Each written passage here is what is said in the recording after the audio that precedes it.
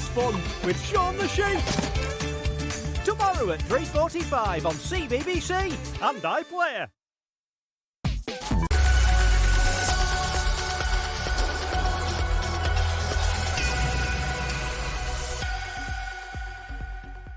Good afternoon. This is News Round. We have some sad news to bring you today. Queen Elizabeth II has died at the age of 96. She passed away at Balmoral Castle in Aberdeenshire. She was the UK's longest-serving monarch. She spent longer on the throne than any other king or queen. She became queen in 1952. Her death marks the end of an era for our country. Ricky looks back now at her life and reign. Queen Elizabeth II spent over 7 decades on the throne. During that time, lots of things changed in Britain, but one thing that never changed was her strong belief that she had a duty to serve her people. I am before you all that my whole life, whether it be long or short, shall be devoted to your service. Her grandchildren, Prince William and Prince Harry, were among the many people who were impressed by her dedication to her job. Constantly able to go into a room and bring the room to life. When Elizabeth was born in 1926, she wasn't actually supposed to become the Queen. Her uncle, Edward, was king, and the rules meant that if he had children, they would one day succeed him. However, when Elizabeth was just 10 years old, her life changed forever. Edward gave up the throne, and her father, King George VI, took over, meaning she would be Queen when he died. As a young princess, her life was dominated by World War II. It was then that her sense of public duty first came to the surface.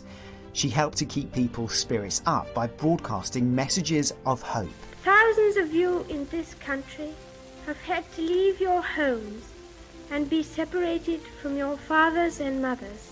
My sister Margaret Rose and I feel so much for you, as we know from experience what it means to be away from those we love most of all. During this time, Princess Elizabeth had also fallen in love with Philip, Prince of Greece. They married in 1947, 2 years after the war had ended, and huge crowds celebrated their wedding around the country. In 1952, her father died and she became queen.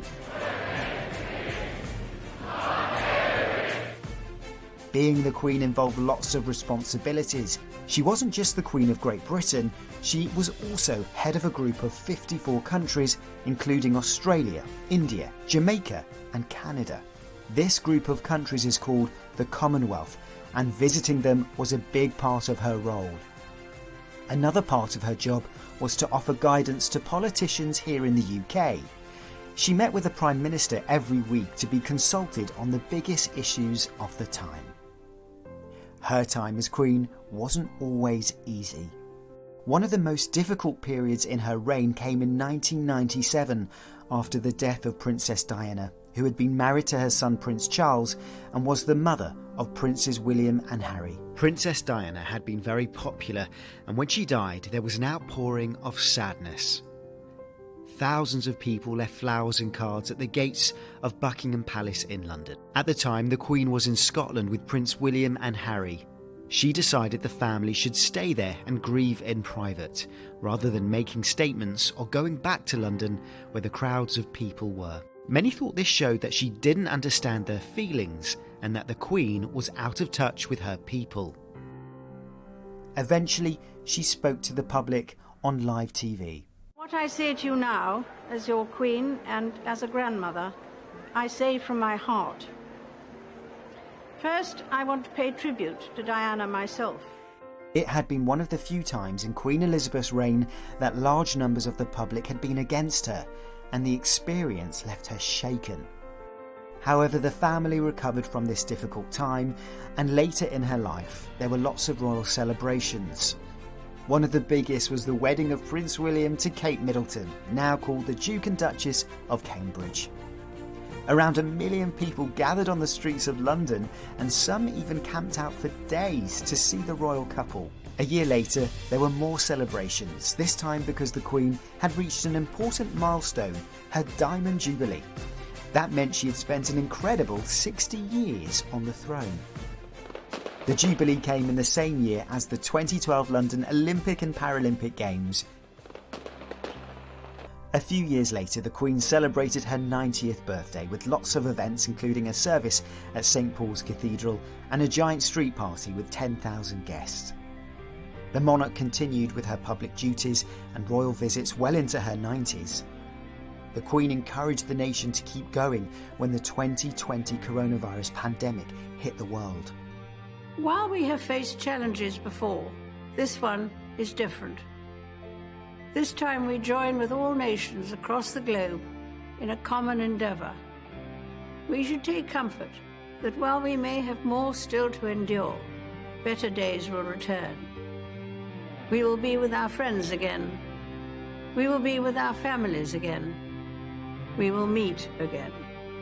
Supporting her through her time as Queen was the Queen's husband, Prince Philip, the Duke of Edinburgh. In April 2021, at the age of 99, Prince Philip died peacefully at home. The Duke of Edinburgh had been at the Queen's side since they married in 1947, and she often talked about how much she relied on his support.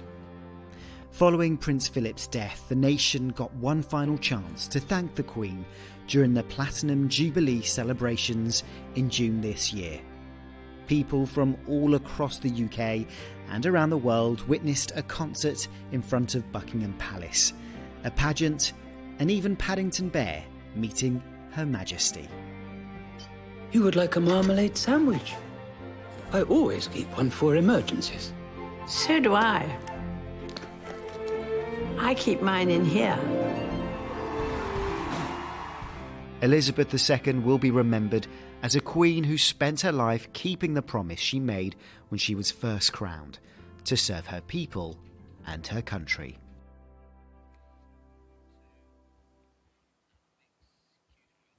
Queen Elizabeth II, who died today.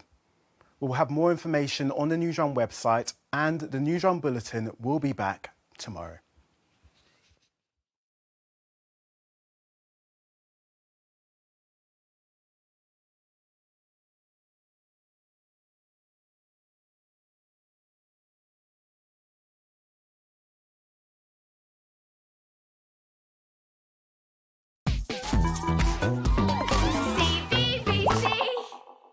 Attention all humans.